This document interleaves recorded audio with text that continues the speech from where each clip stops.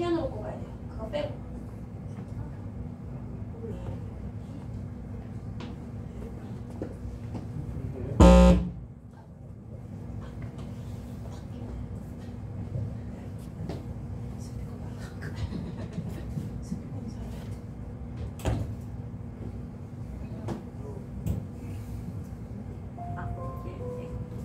예수로 나의 구주 삼고 찬양하겠습니다.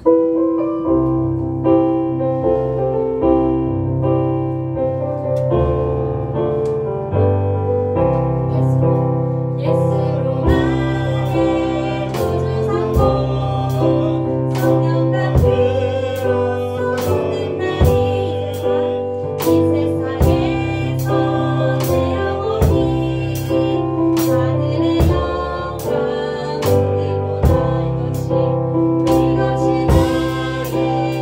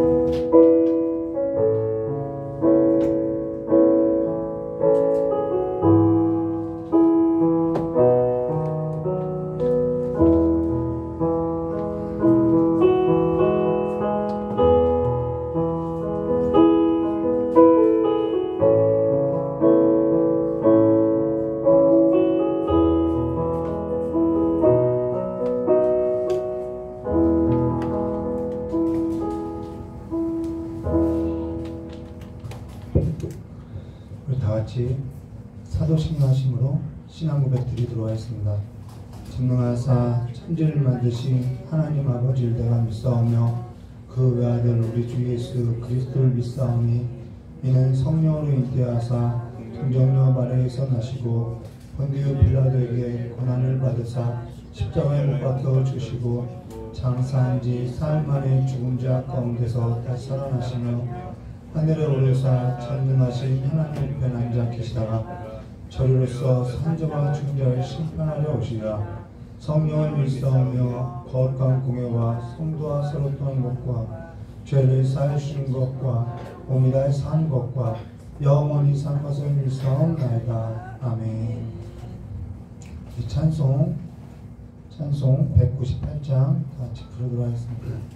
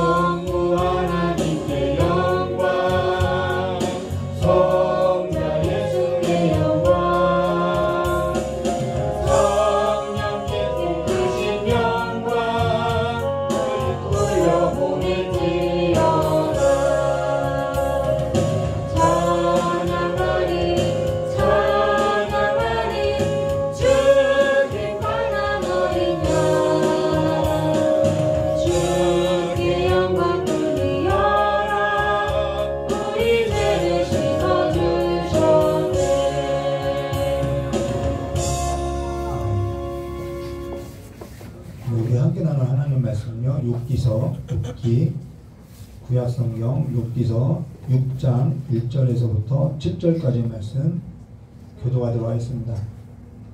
6장 1절에서부터 7절까지 교도할 것인데요. 6장 1절부터 7장 21절까지 다 나눠 들어와 있습니다. 양이 많지만은 짧게 끝낼 거예요. 졸지 않으셔도 될 것 같아요. 욥기 6장 1절과 7절까지의 말씀을 우리 한 절 한 절 교도가 들어와 있습니다. 욥이 대답하여 가로되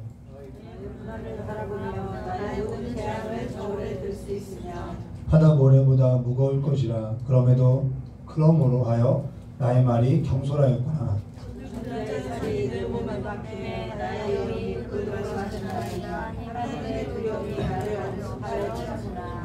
들나귀가 풀이 있으면 어찌 울겠으며 소가 꿀이 있으면 어찌 울겠느냐.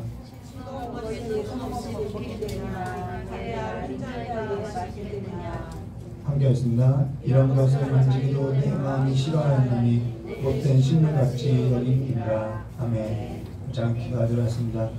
좋으신 하나님 아버지, 하나님을 깊이 아는 데 있어서 우리가 너무나도 연약하고 우리가 너무나도 힘겨워합니다. 우리의 삶 가운데 하나님께서 자비를 베풀어 주시고 은혜를 베푸사 하나님의 빛 가운데 다니는 삶이 될 수 있도록 주님께 역사해 주시었고, 주의 영광 가운데 다니는 삶이 될 수 있도록 주와 함께해 주시길 간절히 원하오며 기억하 계신 예수님의 이름으로 기도드리옵나이다. 네, 오늘 욥기서 6장 1절과 7장 21절까지의 말씀을 가지고 들나귀가 풀이 있으면 어찌 울겠으며 라는 제목으로 우리 함께 나눠드렸습니다. 오늘 저와 여러분이 나눌 욥기서 6장 1절부터 7장 21절은 지난 시간 우리가 대만 사람 엘리바스 그 충고를 듣고 욥이 대답한 내용인데요. 사실 쉽지는 않아요. 물론 이 둘 사이에 나눈 이야기가 무슨 내용인지는 이해되지 않는 것이 아니에요. 이해는 되는데 이들이 나눈 그 대화 가운데서 개입하신 그 하나님의 의중을 알기가 쉽지 않다는 것입니다. 그러면은 우리가 가야 할 길이 멀기 때문에 그냥 본문부터 바로 들어가고 나중에 결론에 가서 무엇을 전달하고 있는지 우리 함께 나누도록 하겠습니다. 1절부터 3절까지 말씀 보도록 하겠습니다. 욥이 대답하여 가로되 나의 분함을 달아보며, 왜 이런 말을 했냐면요, 앞절에서 대만 사람 엘리바스가 욥기서 5장 2절 말씀 보시면은 분노가 미련한 자를 죽이고 시기가 어리석은 자를 멸망하느니라 라고 이렇게 욥에 대해서 너가 이렇게 탄식하니까 그런 분노가 경건치 않다, 그것은 나쁜 것이다 라고 했기 때문에 나의 분함을 달아보며 나의 모든 재앙을 저울에 둘 수 있으면 달아보라는 거죠. 이게 욥의 답변입니다. 바다 모래보다 무거울 것이라. 그러므로 하여 나의 말이 경솔하였구나 라고 이렇게 경솔하였다라는 표현을 하는데요. 이거는 자기가 경솔했다라는 말이 아니라 이거 새 번역으로 보면요, 내 말이 거칠었던 것은 이 때문이다 라고 해석하는데요. 새 번역이 조금 원문에 더 가깝게 해석되고 있어요. 근데 여기 말이나 행동이 조심 없이 나갔다고 자기 스스로 자체가 나는 그런 경솔을 말하는 것이 아니라, 여기서 경솔했다는 것은 내가 지금 고통스러워서 비명을 질렀다, 이 비명이 그냥 부지불식간에 터져나온 것이다 라는 표현이라는 거예요. 내가 그만큼 아프다 라는 것이죠. 내가 지금 너무나도 고통스럽다, 이 비명을 그냥 부지불식간에 이렇게 경솔하게 나온 것처럼 보인다라는 것을 이렇게 답변하는 거예요. 반론을 제기하는 것이죠. 그러면서 4절과 7절 말씀에 전능자의 화살이 내게 박히며 나의 영이 그 독을 마셨나니 하나님의 두려움이 나를 엄습하여 치는구나. 들나귀가 풀이 있으면 어찌 울겠으며, 예, 이 얘기예요. 들나귀가 풀이 있으면 어찌 울겠냐. 내가 지금 고통스러워서 그냥 비명 질렀다 이 말이죠. 소가 꼴이 있으면 어찌 울겠느냐. 싱거운 것이 소금이 없이 먹히겠느냐. 닭이 알 흰자위가 맛있겠느냐. 내 마음이 이런 것을 만지기도 싫어하나니 꺼리끼는 음식물 같이 여김이라. 지금 내가 이유 없이 그러느냐. 내가 이유가 있다라는 거예요. 그 이유가 뭐냐면은 지금 적는 자가 나를 쳐서 내가 독을 마셔서 비명이 터져나온 것 아니냐라는 거죠. 그러면서 지금 음식 맛을 인생의 독에 비유해서 내가 독을 마신 것 같다라고 표현하고 있다는 것입니다. 그래서 들나귀가 풀이 있으면 어찌 울겠으며 소가 뿔이 있으면 어찌 울겠느냐. 내 마음이, 내 고통이 내게 있어서 독을 마신 것처럼 나는 지금 너무 아프다라는 것이죠. 앞서 욥에 탄식했던 내용과 같은 내용인데요. 욥기서 3장 20절 말씀 보시면은 어찌하여 고난당하는 자에게 빛을 주셨으며 마음이 아픈 자에게 생명을 주셨는고 할 때 여기 아픈 자라는 단어가 바로 쓴 자, 독을 마신 자라는 뜻입니다. 그러면서 8절과 우리 9절 말씀 보도록 이렇게 나가면 금방 나가겠죠. 8절과 9절. 나의 간구를 누가 들어줄 것이며 나의 소원을 하나님이 허락하시랴. 이는 곧 나를 멸하시기를 기뻐하사. 이거 잘못된 거죠. 하나님은 우리를 멸하시기를 기뻐하시는 분이 아니에요. 이건 지금 너무 고통스러우니까 이렇게 표현하는 거예요. 곧 나를 멸하시기를 기뻐하사 하나님이 그의 손을 들어 나를 끊어버리실 것이라 라는 것은 지금 누가 내 소원을 들어줄까. 그냥 죄 짓기 전에 나는 그냥 빨리 죽기를 바란다. 죽여달라고 했는데 하나님께서는 근데 그 소원마저도 허락지 않고 나를 죽이지 않고 있다. 그래서 내가 괴롭다라는 거예요. 나는 죄를 안 졌기 때문에, 난 잘못이 없기 때문에 죄 짓기 전에 그냥 빨리 죽어버리고 싶다라는 거예요. 근데 하나님께서는 지금 욥하고 이러한 서로 간에 간극이 있음을 우리가 볼 수 있는 것이죠. 갭이 있다라는 것입니다. 그러면서 10절 말씀, 그러할지라도 내가 오히려 위로를 받고 그칠 줄 모르는 고통 가운데서 기뻐하는 것은, 자기가 기뻐하는 것은 내가 거룩하신 이의 말씀을 거역하지 아니하였습니다 라고, 지금 자기가 고통을 겪고 있는 것은 내 잘못이 아니다 라는 것을 말해주고 있다는 거예요. 그러나 앞서서 봤던 것처럼 대만 사람 엘리바스나 앞으로 우리가 나눌 수아 사람 빌다, 나아만 사람 소발, 모두 이들의 삶을 규정하는 것이 있는데, 이들의 삶의 질서 체계가 있는데, 그것이 뭐냐면은 인과응보라는 거예요. 인과응보.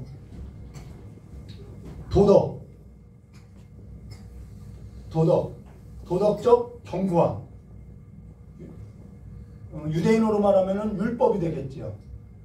우리로 말하면은 양심, 그 다음 어떤 규칙, 어떤 옳고 그름, 이런 것이 되겠죠. 이것이 우리를 규정하는 아주 견고한 이 질서 체계라는 것이죠.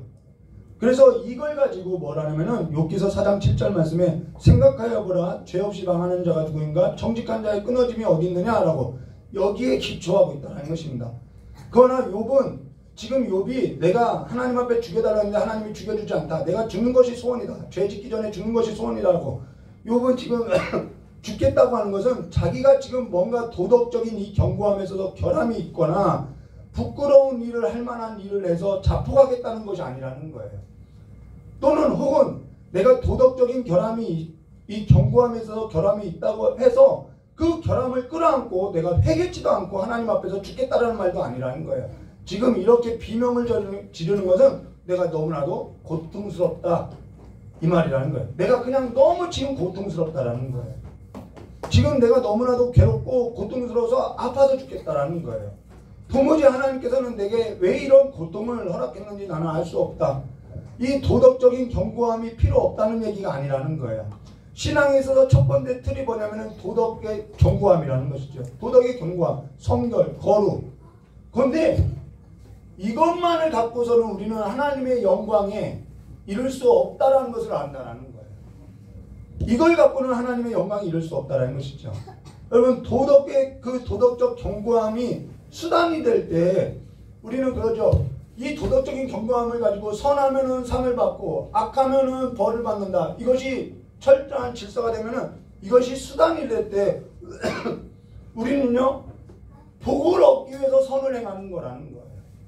복을 얻기 위해서 선을 행. 그러면은 하나님 없어도 되는 거예요. 내 삶 가운데는. 내 삶 가운데는 그냥 옳고 그름만 있으면 된다는 것이죠. 근데 이것이 마치 신앙인 것처럼 보고 있다라는 거예요. 그걸로만으로서는 우리는 하나님 앞에 설 수 없는 자라는 것이죠. 하나님의 영광에 이르지 못한다라는 거예요. 그러면서 11절과 12절 이렇게 말씀한 거예요. 내가 무슨 기력이 있기에 기다리겠느냐? 내 마지막이 어떠하겠기에 그저 참겠느냐? 나의 기력이 어찌 돌의 기력이겠느냐? 나의 살이 어찌 노쇠이겠느냐? 라는 것은 무슨 말이냐면 내가 어찌 더 참아야겠느냐? 이 말이라는 거예요. 왜 이런 이야기를 하냐면은 앞서서 대만 사람이 엘리바스가 욥에게 욥기서 4장 3절 말씀 보시면 이런 말씀 있죠. 보라, 전에 내가 여러 사람을 훈계하였고 손이 늘어진 자를 강하게 하였고 하면서 너가 전에는 여러 사람을 훈계하더니 이제 너가 고통스럽다고 하니까 참지도 못하고 아프다고 하냐? 이 말을 했다라는 거예요. 그러면서 욥기서 5장 2절에 분노가 미련한 자를 죽이고 시기가 어리석은 자를 멸하니라 라고 이러한 충고를 한 것은 지금 너가 욥이 탄식하는 것이 불경건스러워 보이고 그러니까 소리치지 말고 아프다고 좀 짜증내지 말고 좀 입 다물고 참으라는 얘기를 했다는 거예요. 그러니까 욥은 그렇게 할 수 없다라는 것이죠.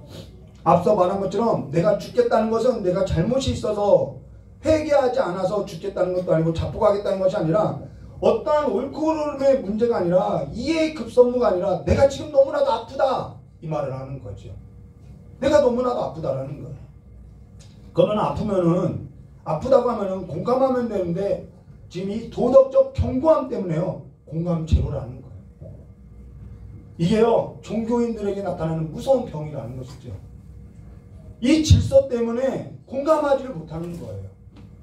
도덕적 경고함에 틀이 무너지지 아니하면요 고통이나 아픔에 대해서는요 공감할 수 없다라는 거예요. 다른 사람의 고통이나 아픔은요 공감되어지지 않는다라는 거예요. 근데 이런 사람이 어느 공동체에 맞냐면요 종교인들, 선하다고 하는 그러한 사람들의 모임 가운데 더 많더라는 것이죠. 도덕적이고 윤리적이고 자기들의 그 견고한 틀 안에 이러한 사람들이 더 많이 있더라는 것입니다. 근데 공감하지는 못하는 거예요. 13절 말씀 볼까요? 나의 도움이 내 속에 없지 아니하냐, 나의 능력이 내게서 쫓겨나지 아니하느냐라고. 이 말은 나도 설명할 수 없고 나도 이해되지 않는다라는 거예요. 우리가 법이라는 것은 외적에서 오는 이 강제력이죠. 외부에서 오는 강제력이죠. 근데 이 도덕이라는 것은 이 내면에 있는 강제력이라는 거예요. 내적인 강제력이라는 것이죠. 삶의 기준이 되고 가치가 되고 명예스러운 일이 되는 거예요. 도덕이라는 것은. 근데 이 도덕이라는 것은 내적인 강제력이 있지만 강제할 수 있는 문제는 아니라는 것이죠. 그냥 상식이고 사람이 살아가는 도리이고요. 그런 거죠. 근데 지금 욥이 나의 도움이 내 속에 없지 아니하냐라는 것은 내가 내 삶에 있어서 기준이 되었던 이 도덕이 지금은 먹혀들지 않고 있다는 것이죠. 그로 인해서 내가 너무나도 고통스러워하고 아파하고 그걸로 인해서 내가 고통스러워하고 아파하는 것을 지금 탓하지 말라 이야기를 하는 것이죠. 이 틀이 무너지고 한계가 무너져야 한다는 거예요. 이 도덕적인 경고함이요. 그러지 않고서는요 남의 고통, 남의 힘들어하는 것 그거요 함께 할 수 없다라는 거예요. 거룩이라는 거 있죠. 거룩. 우리 경건. 여러분 거룩이 뭐냐면요 정한 것, 부정한 것, 남자, 여자, 유대인, 이방인 다 갈라놓는 거라. 이것이 거룩이라고 하는 거예요. 이 틀이 무너져야 한다는 것이죠. 그러면서 14절과 20절 말씀 볼까요? 낙심한 자가 비록 젖는 자를 경외하기를 저버릴지라도 그의 낙심하면 가끔 우리가 시험 들기도 하고 하나님을 버리기도 해야 하는 일들이 있어요. 낙심한 자가 비록 젖는 자를 경외하기를 저버릴지라도 그의 친구로부터 동정을 받느니라. 내 형제들은 개울과 같이 변덕스럽고 그들은 개울에 물살과 같고 지나가는구나. 얼음이 녹으며 물이 검어지며 눈이 그 속에 감추일지라도 따뜻하면 마르고 더우면 그 자리에서 아주 없어지나니 대상들은 상인들을 말하죠. 대상들은 그 길에서 길을 벗어나고 삭막한 들에 들어가 멸망하느니라. 대마의 떼들이 그것을 바라보고 스바의 행인들도 그것을 사모하다가 거기 와서는 바라는 것을 부끄러워하고 낙심하느니라. 물을 차려도 물이 없다라는 것이죠. 누구를 비유해서요? 이 친구들을 비유해서요. 내가 지금 낙심되어서 전에 전능자를 경외하였던 것이 지금 비록 내가 그 전능자에게 버림받은 것 같고 내가 그 전능자를 저버린 것 같아 보여도 그래도 너희가 나에게 친구라면은 이 도덕적인 경고함이 있다고 하는 너희들이라고 하면은 너희가 친구의 도리로서 나에게 있어서 책임져야 하지 않느냐 이 말을 대묻고 있다라는 것이죠.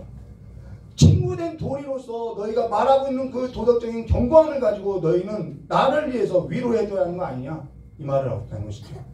그렇게 선하면은 상을 얻고 악하면은 벌을 받는다고 하는 너희들의 그 도덕적인 경고함의 질서에 선이 어디 있느냐? 너희들의 내적인 그 동력 도덕이 어디 있느냐? 너희의 내적인 동력 너희를 움직이게 하는 것이 뭐냐? 지금 이것이 종교인들이 빠지는 늪이라는 거예요. 그러면서 지금 저와 여러분이 이 욥이 하는 말에 있어서 아주 귀를 기울여야 한다는 것이죠. 이거는 하나님의 영광이 이루는 삶이 아니라는 거예요. 21절과 23절 말씀 볼까요? 이제 이 말씀을 잘 들어보세요. 이제 너희는 아무것도 아니로구나. 왜? 종교인들이 이렇다라는 거예요. 너희는 아무것도 이런 소리를 듣는 것이죠. 너희가 두려운 일을 본 줄 겁내는구나. 내가 언제 너희에게 무엇을 달라고 말하더냐. 근데 말은 참 많이 하지요. 나를 위하여 너희 재물을 선물해 달라고 하더냐. 내가 언제 말하기를 원수의 손에서 나를 구원하라 하더나 폭군의 손에서 나를 구원하라 하더나. 이게 벗된 돌인데 지금 하지 않고 있다는 것이죠. 이게 벗된 돌이라는 거예요. 친구된 돌이라는 것이죠. 지금 욥이 내뱉은 말에 있어서 저와 여러분이 청중해야 한다는 것입니다. 앞서서 거룩이라는 것에 관해서 이야기했듯이 이웃이라고 하면서 우리는 벗이라고 하면서 친구된 돌이라고 하면서 그 돌에 있어서 뭐라고 하면은 믿는 자와 안 믿는 자 또 구분하고 있다는 거예요. 믿는 자와 안 믿는 자, 도덕적인 견고함을 가지고 그 기준을 가지고 자기 믿고 있다는 것을 나타내길, 내가 믿는 자라는 것을 나타내는 그러한 방법에 있어서 적극적인 방법을 찾지 못하니까요. 무엇을 찾냐면요. 확인할 길이 없으니까 무엇을 찾냐면은 믿지 않는 사람을 비난하는 것으로서 찾고 있다는 거예요. 믿는 자와 믿지 않는 자, 이 도덕적인 견고함의 기준으로 하여서 자기는 믿고 있다는 것을 확인할 길이 없으니까요. 어떠한 방법으로 확인하냐면 나는 믿고 너는 안 믿고 분리하는 거죠. 나는 알고 있고 너는 알지 못하고 있고 믿지 아니하는 자들에서 비난하고요. 미워하는 걸로서 내 자신이 그나마 신앙이 괜찮다는 것을 확인받고 있다는 것이죠. 이게 어떻게 자기의 선이 될 수 있냐는 거예요. 내가 예수 믿는 걸 아파하는 이들에게 있어서 국류를 베풀고 그들의 손에서 원수의 손에서 건져내는 것 그러한 능력이 없으니까 내가 예수 믿는 것을 무엇으로 확인하냐면 나와 다른 사람이 예수 믿지 아니하는 걸로 나와 다른 사람이 나와 같은 신앙생활을 하지 않고 있다는 것으로서 자기 확인을 갖고 있다는 거예요. 그래서 남을 비난하는 거예요. 그것이 마치 옳고 그름으로서 평가하고 있다는 거예요. 그러면서 자기는 신앙생활 꽤 괜찮게 잘하고 있는 줄 알죠. 그러면서도 비난을 하고 정죄하니까 어떻게 해요? 신앙생활이 재미없어지는 것이죠. 신앙생활이 그래서 재미없어지는 거예요. 신앙생활이 재미없으니까 그런 걸로서 찾는 거죠. 내가 예수 믿는 걸 적극적인 삶 가운데서 확인받지 못하니까 원수의 손에 빠진 자를 건져내지 못하고 구원하지 못하니까 아파하는 이들에 의해서 손을 펼 줄 모르니까 신앙에 있어서 재미도 없고요. 경험도 없다라는 것이죠. 다 그냥 귀찮다는 거예요. 그들에게는 뭐가 재밌냐? 나와 다른 사람에 관해서 나와 다르다는 것을 구별하여서 구분해서 비난하는 것이 그나마 신앙에 있어서 재미있다라는 거예요. 그러면서 내가 거룩해 보이거든요. 내가 저들보다 나아 보이거든요. 이게 교회의 아주 심각한 패다는 것이죠. 여기 욥이 내가 하나님께 끝이 난 사람이다. 내가 아예 끝장을 봤다. 가정해보자. 내가 희망이 없는 사람이다. 가정해보자. 근데 너희가 그렇게 끝난 사람을 가리켜서 부정하다고 하는 사람과 같이 나를 부정하게 보는 너희의 선은 어디 있느냐? 이 말이라는 것이죠. 오늘날 교회가 이 일을 하고 있다는 거예요. 예수 믿고도 너희는 어찌하여 마음이 넉넉하지 못하냐? 어찌하여 부유하지 못하느냐? 거칠고 사납고 하나님의 진단 없이 비난하고 미워하며 자기 기준밖에 없는 도덕과 옳고 그름을 따져서 너희 안에 움직이는 그 동력이라는 것이 아픈 자에게 폭력이 되고 있다는 것이죠. 너희에게 도덕이라는 그 동력이 너희의 자랑이라는 것이 개울에 변덕스럽기가 짝이 없구나 이 말을 하는 거예요. 오늘 교회는요 욥이 말하는 이 억울함에 있어서 들어야 하며 들을 줄 아는 놀라운 능력을 소유해야 한다는 것입니다. 이런 것이 능력인 것이죠. 도덕적인 견고함을 가지고 우리가 남을 정죄하는 것이 아니라 이 놀라운 하나님의 그 영광에 이르는 삶으로서 능력을 갖춰야 한다는 것입니다. 그러고 나서 24절과 30절에 이렇게 말씀하세요. 내게 가르쳐서 나의 허물된 것을 깨닫게 하라. 내가 잠잠하리라. 여기 25절에 나오죠. 옳은 말이 어찌 그리 고통스러운가 나오죠. 고통스러운가. 너희의 책망은 무엇을 책망하느냐.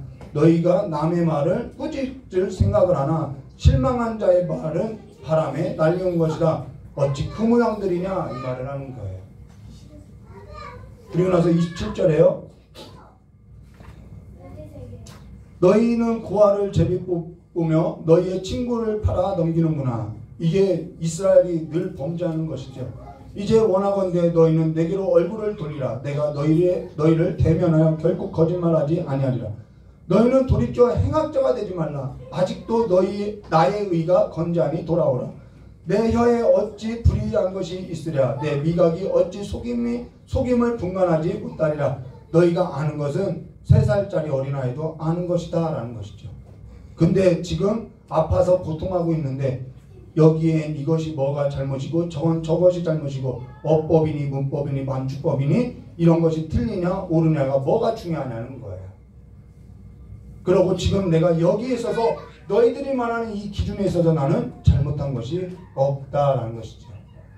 그리고 욥이 그들에게서 돌아서서 여기에서는 답을 찾을 수가 없어요. 그래서 욥이 그들에게서 떠나서 돌아서서 하나님께로 나간다는 것입니다. 더는 답이 없는 이들과 이제 상관하지 않고 내가 하나님 앞에 나가서 하나님 앞에 내 이야기를 하겠다는 것이죠. 그것이 7장입니다. 7장 말씀 보도록 하겠습니다. 7장 1절부터 10절입니다. 이 땅에 사는 인생에게 힘든 노동이 있지 아니하겠느냐. 그의 날이 품꾼의 날과 같지 아니하냐. 종은 저녁 그늘을 몹시 바라고 품꾼은 그 싹을 기다리냐. 근데 이렇게 말하는 것은 지금 욥은 나는 빨리 죽기를 원한다. 죽음을 기다린다. 이 얘기라는 거예요. 품꾼은 그 싹을 기다리며 3절여 이와 같이 내가 여러 달 고통을 받으니 고달픈 밤이 내게 작정되었구나. 내가 누울 때면 말하기를 언제나 일어날까 언제나 밤이 갈까 하며 새벽까지 이리 뒤척 저리 뒤척 하는구나. 내 살에는 구더기와 흙덩어리가 의복처럼 입혀졌고 내 피부는 굳어졌다가 터지는구나. 나의 날이 배틀의 북보다 빠르니 희망 없이 보내는구나. 내 생명의 한날 바람같이 생각하옵소서. 나의 눈이 다시는 행복을 보지 못하리이다. 나를 본 자의 눈이 다시는 나를 보지 못할 것이요 주의 눈이 나를 향하실지라도 내가 잊지 아니하리라. 서글픈 노래인 거죠. 구름이 사라져 없어진 것 같이 스올로 내려가는 자는 다시 올라오지 못할 것이오니 그는 다시 자기 집으로 돌아가지 못하겠고 자기 처소도 다시 그를 알지 못하리이다 라는 이 말은요, 나를 그냥 빨리 죽여주소서. 이것밖에는 내게 있어서는 더 이상 답을 찾을 길이 없습니다. 이 고백이라는 거예요. 내게는 더는 답이 없습니다. 내가 가진 이 도덕적인 을고그름으로서 이 지혜로서는 답을 얻을 길이 없습니다. 그로 인해서 11절에요. 그런즉 내가 내 입을 금하지 아니하고 내 영혼의 아픔 때문에 말하며 내 마음의 괴로움 때문에 이게 불편이라고 되어 있죠. 불편이 아니라 불평하겠다라는 거예요. 내가 하나님 앞에 좀 불평하겠습니다 라는 거예요. 내가 너무 고통스러워서 입을 닫을 수 없으니 내가 좀 참지 않고 불평하겠습니다. 비명이 터져나오는 걸 어떻게 하겠습니까? 라는 거죠. 사실 너무 고통스러우면요 주여도 안 나오더라는 거예요. 그냥 살려달라고 막 이렇게 뒹굴뒹굴하지요. 비명밖에 나오지 않는 거예요. 무슨 여기에 뭐 수사, 좋으신 하나님, 참 좋으신 하나님 이런 미사오가 들어가지 않는다는 거예요. 여기에 무슨 그거 맞춤법이 맞았냐, 어법이 맞았냐, 그것이 옳은 말이냐, 틀린 말이냐 그런 모든 틀은 고통에서 다 사라지더라는 것이죠. 사실 신앙이라는 것은요 죄 짓지 않고 사는 것만으로는 끝나지 않아요. 그리고 신앙이라는 것은요 유능한 것만으로 내가 특별한 것만으로도 끝나지 않아요. 신앙이란 그래. 그런 것에 우리가 좀 현혹되지 않았으면 좋겠다라는 것이죠. 그러면서 12절에요. 내가 바다니까 내가 바다 괴물이니까 주께서 어찌 나를 지키시나이까 하며 애통한다는 것이죠. 제가 예전에 이 문장 놓고 기도 참 많이 했는데요. 지금 시간이 이런 얘기라는 거예요. 때로는 하나님께서 너무 내게만 집중하는 것 같다라는 거예요. 다른 데는 안 보고 나에게만 집중하고 나에게만 채찍질하는 것 같다라는 거죠. 내가 무슨 범죄자입니까? 내가 무슨 악한 자입니까? 이런 말이라는 거예요.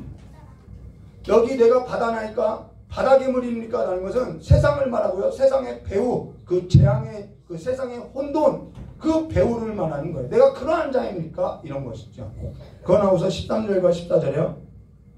욥기서를 많이 읽으면요. 하나님하고 친밀해지는 것 같아요. 13절과 14절이요. 혹시 내가 말하기를 내 잠자리가 나를 위로하고 내 침상이 내 수심을 풀리라 할 때 주께서 꿈으로 나를 놀랍게 하시고 환상으로 나를 두렵게 하시나이다. 여기 잠을 자면 우리는 잠깐 동안에 그 잠자는 시간만큼 고통을 잃으니까 잘라고 하지요. 근데 욥은요 잠을 들라고 해도 그것마저도 허락지 않고 꿈에서도 괴롭히더라는 거예요. 이 말은 우리가 간혹 너무 어려운 일 당하면은 잠을 자도 악몽을 꾸는 일들이 있죠. 그와 같다라는 것입니다. 15절과 16절요. 이러므로 내 마음이 뼈를 깎는 고통을 겪느니 차라리 숨이 막히는 것과 죽는 것을 택하리라. 택할 수도 없지요. 근데 내가 생명을 싫어하고 영원히 살기를 원치 아니하오니 나를 놓으소서 내 날은 헛것이니이다 라고. 내 마음이 뼈를 깎는 고통이라고 하는데 사실 이번에 감기가 아니라 인후통으로 인해서 숨 막히는 고통을 느꼈는데요. 숨 막히는 고통도 커요. 뼈를 깎는 것도 고통인데 사실 고통이라는 것은요, 어느 것 하나 고통이라는 것은요, 내가 겪는 고통이 제일 큰 것 같아요. 그게 고통이에요. 17절과 21절 말씀을 드렸습니다. 사람이 무엇이기에 주께서 그를 크게 만드사. 이게 시편 8편 말씀이죠. 사람이 무엇이기에 주께서 그를 크게 만드사 그에게 마음을 두시고 아침마다 권징하시며 순간마다 단련하시나이까. 주께서 내게서 눈을 돌이키지 아니하시며 내가 침을 삼킬 동안에 나를 놓지 아니하시기를 어느 때까지 하시리까. 사람을 감찰하시는 이여 내가 범죄하였던들 주께서 무슨 해가 되리오리까. 이 말씀 기억하세요. 20절요. 어찌하여 나를 당신의 관역으로 삼으셔서 내게 무거운 짐을 대게 하셨나이까. 주께서 어찌하여 내 허물을 사하여주지 아니하시며 내 죄악을 제거하여 버리지 아니하시나이까. 내가 이제 흙에 두으리니 주께서 나를 애써 찾을지라도 내가 남아있지 않으리라. 이 두 가지 사실로 마무리 짓고 있는데요. 하나는 사람을 감찰하시는 이여 내가 범죄하였던들 주께서 무슨 해가 되리이까. 어찌하여 나를 당신의 관용으로 삼으셨나이까. 내가 무거운 짐이 되게 하셨나이까 라고 하나요? 오늘 우리가 세상과 그 세상의 혼돈에 빠져 있다면은 그것이 뭐가 그렇게 하나님의 해가 될까라고 생각하지만요, 해가 된다라는 거예요. 저와 여러분이 세상과 세상의 혼돈 가운데 빠져 있으면 하나님 앞에 전혀 해가 될 것 같지 않아요. 내가 그냥 살아도 하나님은 전지전능하니까 해가 될 것 같지 않아요. 이것이 이신론이라는 거예요. 하나님과 나와 분리해서 생각하는 것. 신앙과 삶을 분리해서 생각하는 것. 그런데 그렇지 않아요. 내가 살아가는 삶을 통하여서 하나님이 해를 받기도 한다는 거예요. 예수님께서 우리의 죄를 위해서 죽으신 것처럼 우리가 세상과 세상의 혼돈 가운데 빠져 있으면요, 하나님의 이름에는요 해가 된다는 거예요. 그걸 기억하고 살아야 돼요. 그리고 또 하나는요, 사람이 무엇이기에 주께서 그를 크게 만드사 그에게 마음을 두시고 아침마다 권징하시며 순간마다 단련하실까 하는 것은 너무나도 중요한 시편 8편의 시인데요. 시편 8편 3절과 5절 말씀 보시면은 주의 손가락으로 만드신 주의 하늘과 주께서 베풀어 두신 달과 별들을 내가 보니 신성을 말하는 거예요. 하나님의 신성을 느끼는 거예요. 사람이 무엇이기에 다르지요, 내용이? 아니, 단어는 같은데 이 고백이 다른 거예요. 사람이 무엇이기에 주께서 그를 생각하시며 인자가 무엇이기에 주께서 그를 돌보시나이까. 그를 하나님보다 조금 못하게 하시고 영화와 총기로서 관을 씌우셨나이다. 이 말을 하고 있어요. 근데 하나님은 이 자리까지 뭐 하겠다는 거예요? 끌고 가겠다라는 거예요. 저 여러분을 하나님이 기뻐하시는 그 신적 질서의 세계, 도덕의 질서의 세계가 아니라 신적 질서의 세계까지도 하나님께서는 저 여러분을 끌고 가겠다라는 거예요. 이것이 로마서 5장 말씀인데요. 너무 본문이 길어서 설명하지는 않겠어요. 여기에서 말이나 우리의 행동이나 법칙이나 도덕이나 윤리나 이 모든 것이 하나님의 그 신적 세계까지 가는 그 삶에서도 그 어떤 것도 통하지 않기 때문에 예수가 죽으셨다는 것입니다. 예수가 그래서 죽으셨다는 거예요. 모든 사람이 그 영화와 종기와 관을 쓰기에 부족하기 때문에 영광을 이루지 못하기 때문에 예수께서 죽으셔야만 했다는 것입니다. 그로 인해서 예수를 믿는다는 것은요, 하나님께서 어떠한 아픔을 가졌든가 이해하지 못하고 단지 내가 도덕적으로 살고 내가 윤리적으로 살고 내가 좀 자랑할 것이 있어서 살고 내가 이러한 것을 지켜서 상을 얻기 위해서 사는 것으로서만으로는 불가하다는 것이죠. 신앙은 그것만으로서는 불가하다는 거예요. 내가 그냥 단순히 대짓지 않고 하나님께 복을 받아서 영원 무릇대로 사는 것으로만으로는 신앙이 불가하다는 거예요. 신앙은 아파하고요, 신앙은 고통스러워하고요, 괴로워하고요, 길고 긴 간청을 들여야 하고요, 비명이 터져나와야 하고요. 그것을 우리는 뭐라고 하냐면은 십자가라고 이야기하는 거예요. 근데 오늘 십자가라는 것이 아무것도 없이 성자 하나님도 쉽지 않은 길이기 때문에 십자가 지기 전에 겟세마네에서 우리에게 비명을 터져나오는 모습을 보여줬는데도 불구하고 우리는 너무 쉽게 생각하더라는 것이죠. 그러면서 십자가가요 값싼 구원이 됐고요, 값싼 영광으로 여기고요, 그냥 그렇게 살면 되는 줄 안다는 것입니다. 비명도 없고 눈물도 없고 아픔도 없이 살아가는 것이 그냥 십자가인 줄 아는 거예요. 너무 자기 편한 대로만 얻으려고 하고 있죠. 그런 신앙은요 어디 가서도 찾을 수 없다라는 것입니다. 쉽게 살고 편히 살고 손가락질 받지 않고 고통 없고 남에게 해를 끼치지 않고 그냥 아프지 않다가 영원한 나라 영원한 복락을 누리게 하소서라고 하지만은 그런 것은 없다라는 것입니다. 예수를 믿는다는 것은요, 우리 다시 생각해 봐야 돼요. 예수를 믿는다는 것은요, 비명이 있고요, 슬픔이 있고요, 고통이 있고요, 아픔이 있다라는 것입니다.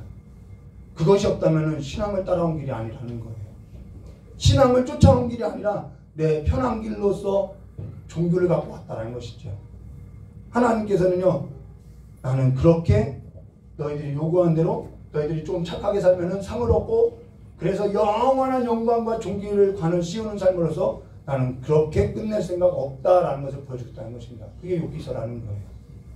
예수님의 그 무게를 짊어지고 사순절 기간이 2월 14일인데요. 예수님의 그 무게를 짊어지고요.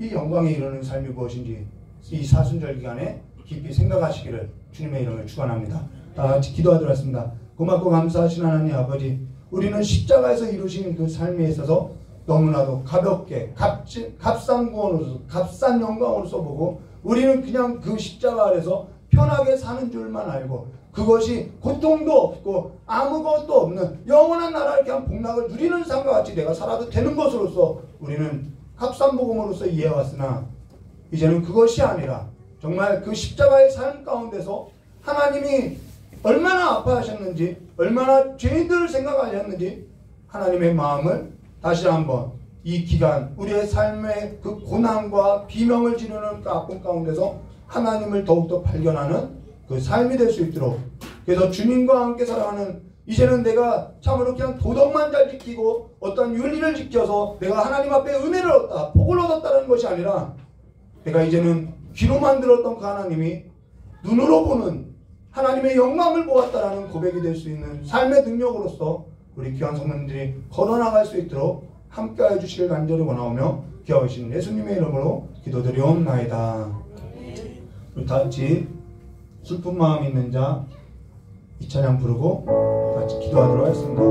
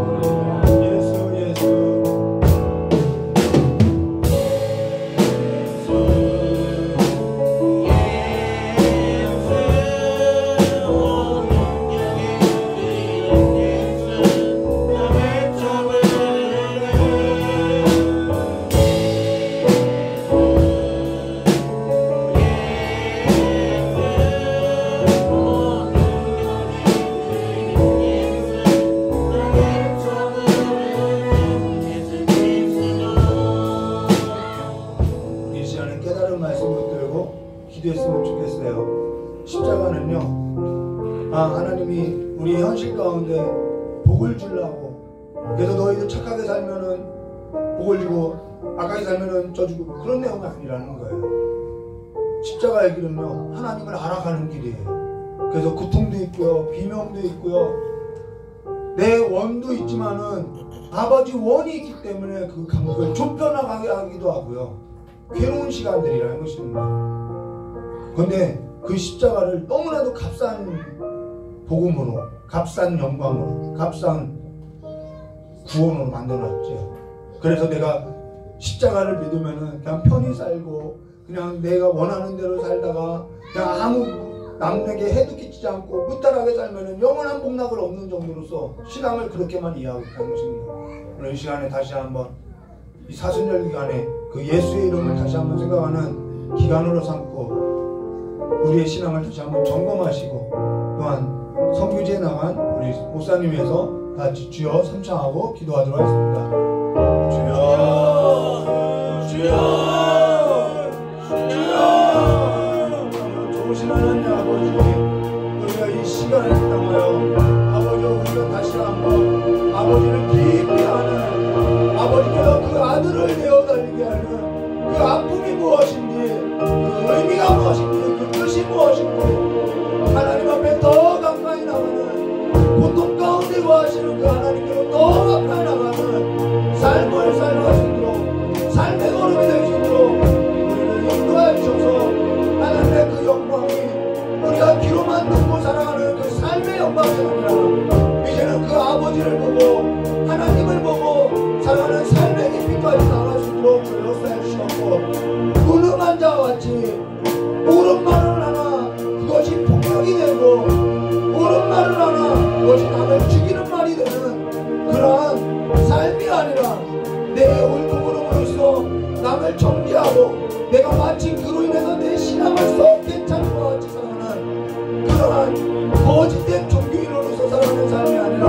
주님 앞에 나와서 벌거벗겨진 모습으로서 부끄러움 당하는 그 십자가의 모습과 같이 내가 부끄러움 당하여지고 고통스러워질 때 아버지를 알게 해주셨고, 아버지의 사랑을 알게 해주셨고, 아버지의 함께하심을 알게 해주시기 간절합니다. 이제는 신앙에서도 바른 길을 걷게 해주셨고, 아버지의 그 고통과 그 사랑을 깨달아서 다른 누군가의 삶에 있어서 손을 뻗치고 다른 누군가에 있어서 구원을 베풀 수 있는 거룩한 하나님에게서로서 깨어날 수 있도록 역사의 시간을 간절합니다. 우리의 입이 너무나도 가벼워서, 우리의 입이 너무나도 성공하여서 이 시간에 회개하오니 주의 용서하여 주시옵고, 우리의 입술에 주의 제단에 불을 내어서 정하게 해주시고, 우리의 마음에 하나님의 불을 붙여주셔서 날마다 하나님 앞에 떠오르는 제단이 되시도록 주의 역사해 주시는 은혜를 원합니다. 이 교회가 하나님 앞에 귀하게 드려지는 제단이 될 수 있도록 주의 역사해 주시옵고, 교회 안에서 영혼이 살아나고 삶이 살아나고 하나님의 영광에 이르지 못하는 자들이 하나님 앞에 설 수 없는 자들이 하나님 앞에 설 수 있는 자들이 될 수 있도록 주 하나님께서 큰 은총으로서 우리 귀한 은혜를 가운데 은혜 베풀어 주시길 간절히 원합니다. 우리의 말과 우리의 행동과 우리의 도덕과 우리의 그 정부한 지임과 옳고 그름으로서는 아버지 앞에 설 자가 아무도 없사오니 아버지의 그 아들을 보내신 그 사랑, 우리가 그 사랑에 들어 다시 한번 깨닫게 해주시고 하나님의 그 사랑 앞에 선 자들로서 살아갈 수 있도록 주 역사해 주시길 간절히 원합니다. 약자들을 향하여서 가난한 자와 부와 가부들에 관하여서 레위인과 이방인에 대하여서 우리가 저들은 하나님을 믿지 않는 민족이라고, 저들은 하나님 앞에 버림받은 민족이라고 함부로 말하기보다 이제 그들의 아픔을 함께하고 그들을 가렸던, 그들을 향하였던 편견을 제하여 주셔서 이제는 하나님께서 하나님의 천장 권세로서 맡겼던 담을 얼었던 그 삶의 걸음을 갈 수 있도록 저 역사해 주신 간절히 원합니다. 모든 장벽이 무너지게 해 주시옵소서, 모든 편견이 무너지게 해 주시옵소서.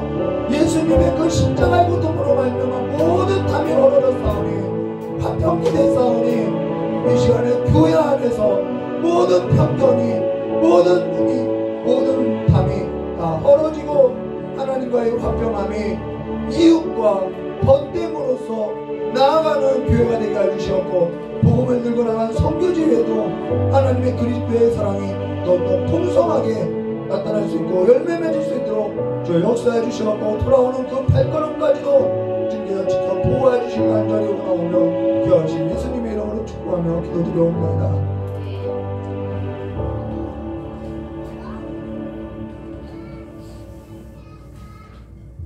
보신 하나님 아버지, 이 교회 안에 그 옳고 그름, 내가 믿는 자이고 안 믿는 자의 그 장벽이 예수 그리스도의 보혈로 하나님께서 그 아들을 보내신 사랑으로서 모든 막혔던 담이 다 얼어졌사오니, 우리가 그 하나님의 그 아픔과 그 하나님의 뜻을 깨달아서 이제는 교회를 교회되게 하여 주시었고, 우리의 삶에 있어서 모든 편견과 모든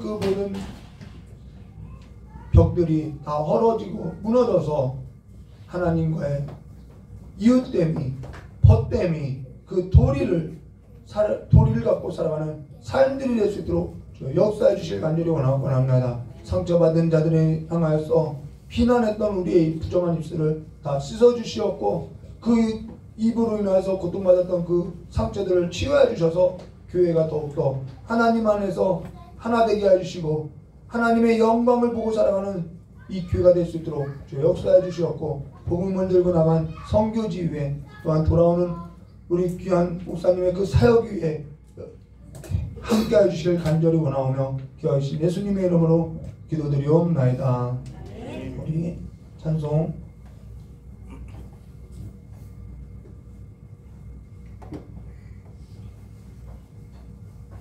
507장 부르고 마치도록 하겠습니다.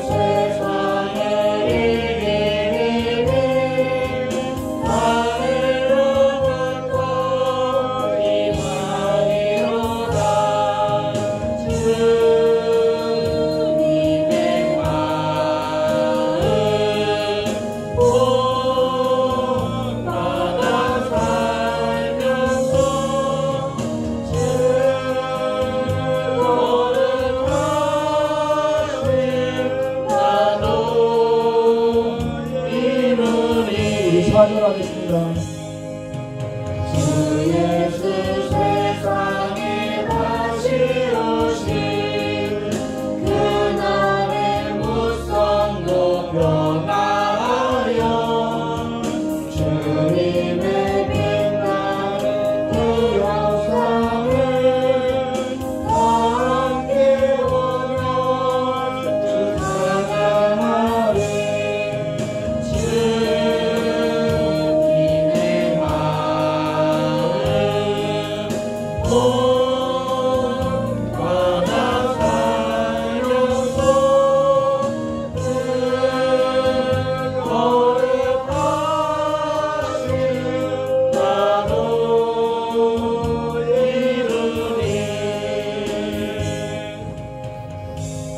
우리 주기도문으로 예배를 마치도록 하겠습니다. 하늘에 계시기 우리 아버지, 이름이 거룩히 여김을 받으시며 나라의 임하옵시며 뜻이 하늘에서 이루어진 것 같이 땅에서도 이루어지리라.